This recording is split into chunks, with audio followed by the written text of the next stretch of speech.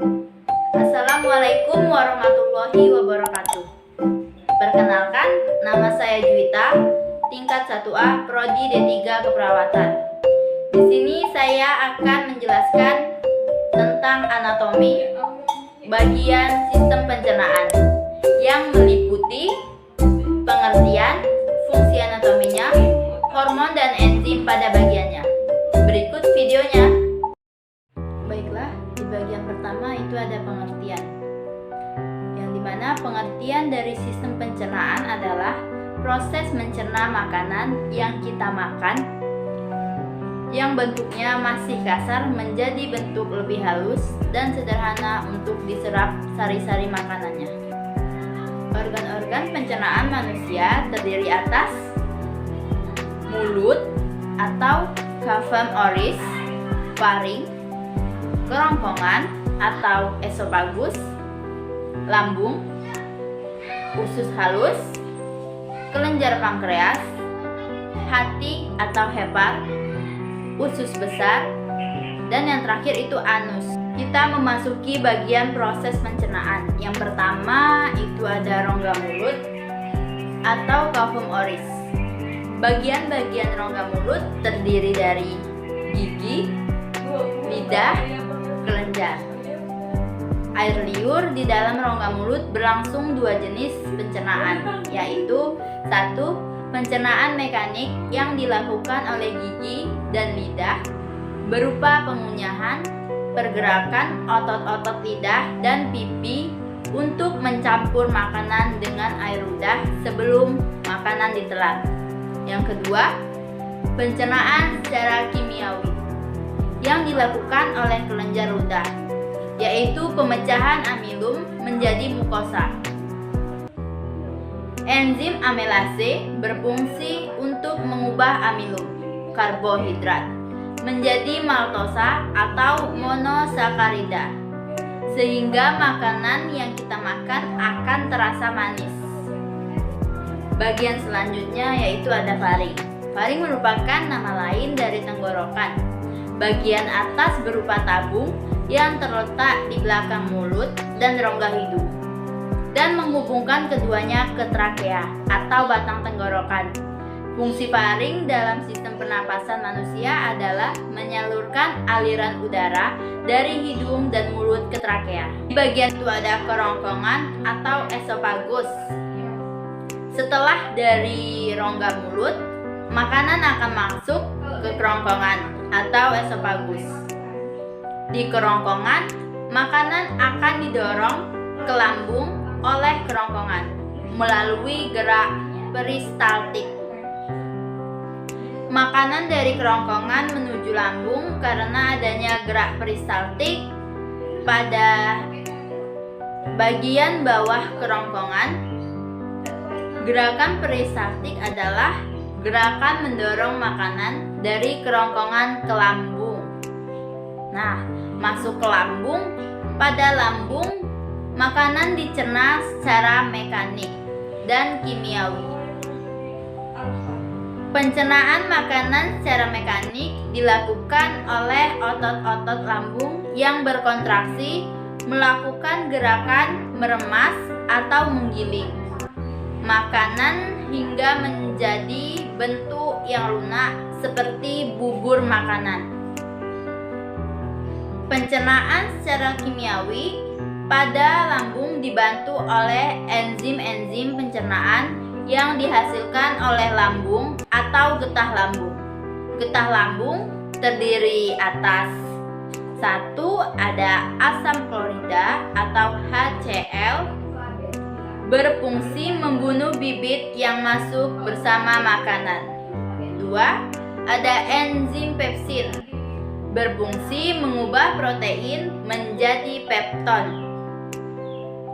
Yang ketiga, ada enzim renin berfungsi mengumpulkan protein susu menjadi kasein atau dengan bantuan kalsium. Nah, selanjutnya itu ada usus halus. Makanan dari lambung yang telah berbentuk bubur makanan kemudian masuk ke usus halus untuk dicerna kembali dan diserap sari-sarinya. Usus halus terdiri dari 1. Usus 12 jari atau duodenum. Panjangnya sekitar 1/3 meter. Di dalam usus 12 jari terjadi pencernaan makanan dengan bantuan getah pankreas. Getah pankreas dihasilkan oleh kelenjar pankreas. Getah pankreas mengandung enzim-enzim pencernaan seperti enzim amelase, berfungsi mengubah amilum menjadi maltosa atau monosakarida. Selanjutnya itu ada enzim tripsin, mengubah pepton menjadi asam amino. Dan yang ketiga itu ada enzim lipase, mengubah lemak menjadi asam lemak. Di bagian kedua itu ada usus kosong atau jejunum. Di dalam usus kosong kembali terjadi pencernaan makanan secara kimiawi dengan bantuan enzim-enzim pencernaan lainnya, yaitu enzim maltase, berfungsi mengubah maltosa menjadi glukosa. Yang kedua ada enzim sukrose, berfungsi mengubah sukrosa menjadi glukosa dan fruktosa. Dan yang ketiga ada enzim laktase, berfungsi mengubah laktosa menjadi galaktosa. Dan di bagian ketiga itu ada usus penyerapan atau ileum. Usus penyerapan adalah tempat penyerapan sari-sari makanan di mana zat-zat gizi pada makanan seperti karbohidrat, protein, lemak, dan vitamin diserap di usus penyerapan pada bagian yang disebut villi. Di bagian villi inilah tempat sari-sari makanan di usus halus diserap. Villi banyak mengandung pembuluh darah yang berfungsi untuk mengedarkan sari-sari makanan yang telah diserap ke seluruh tubuh melalui darah pada ujung usus halus. Terdapat umbai cacing atau usus buntu. Kegunaannya sebagai klep penghubung antara usus halus dan usus besar, agar sisa-sisa makanan yang telah keluar dari usus halus menuju usus besar tidak dapat kembali masuk ke usus halus. Bagian selanjutnya itu ada kelenjar pankreas, adalah organ kelenjar yang memanjang pada dinding posterior abdomen, tepat di belakang lambung, yang memiliki beberapa fungsi. Dalam sistem pencernaan, pankreas dikelilingi oleh hati, limpa, kantung empedu, dan usus kecil. Sebagai kelenjar eksokrin, pankreas berfungsi menghasilkan enzim pencernaan yang dialirkan ke saluran cerna.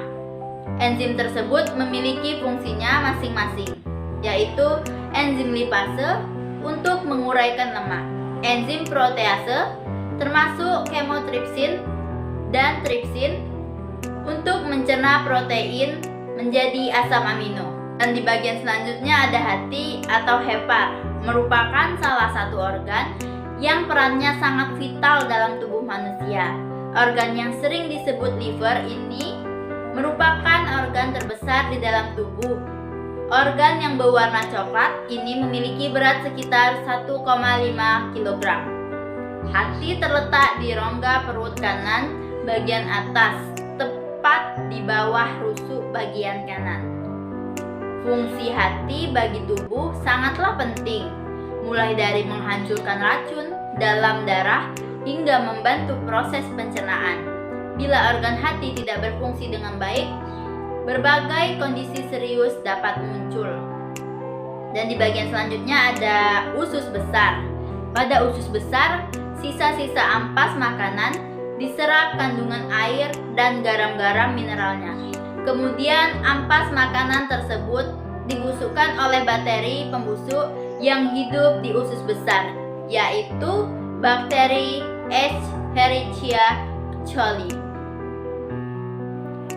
Sebelum dibuang ke anus, ampas makanan yang telah dibusukkan oleh bakteri Escherichia coli dan telah berbentuk kotoran atau tinja atau feses Terlebih dahulu masuk ke rektum yang terdapat pada ujung besar.